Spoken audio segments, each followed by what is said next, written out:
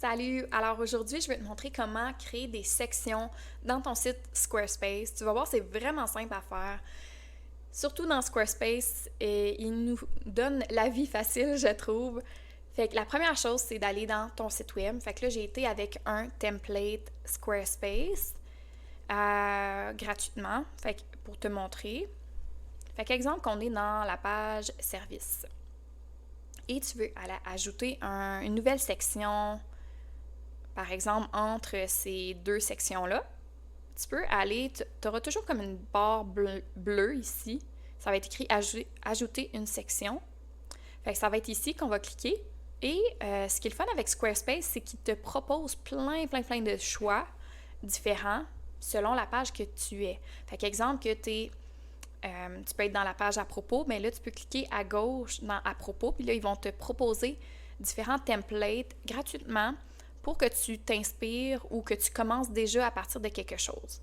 Fait qu'exemple que tu es dans la page service, ben là, tu pourrais avoir peut-être un onglet avec tous tes services ou si tu es dans par exemple, si tu veux ajouter des témoignages, tu pourrais aller chercher un modèle de témoignage. Fait qu'exemple que je clique ici, nos partenaires. Fait que là, on aurait comme un petit slider. Et fait que c'est comme ça qu'on ajoute une section. Maintenant, si tu veux ajouter une section qui est vierge, fait qu'une section qui est blanche, généralement comme si tu veux créer un design unique à toi et non quelque chose que Squarespace a fait, tu pourrais créer une section blanche en cliquant sur Ajouter une section. Et là, ben là, tu peux changer la couleur, le background et aller ajouter toi-même tes éléments, des boutons et des images, par exemple. Fait que c'est comme ça que ça fonctionne.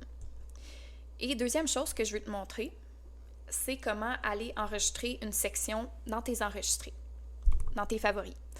Fait que quand tu travailles un design puis tu veux le réutiliser sur une page ou des pages dans ton site web, ce qui est le fun, c'est que tu peux déjà enregistrer toute la section que tu travailles.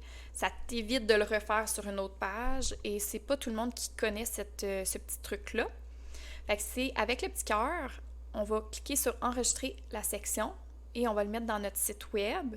Si tu as plusieurs sites web dans ton compte Squarespace, tu pourrais aussi l'enregistrer dans votre compte, ce qui te permet de réutiliser le template, la section dans différents sites web.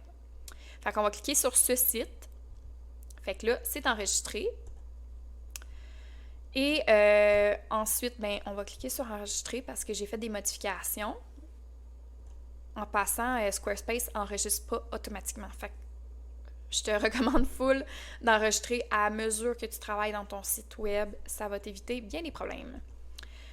Exemple qu'on est dans la page, par exemple, Contact. Je vais cliquer dans Modifier.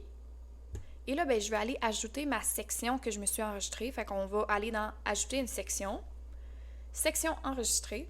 Puis tu vois, la section, elle est là. Fait que je pense que c'était celle-ci que je travaillais, mais tu peux en avoir plusieurs d'enregistrés.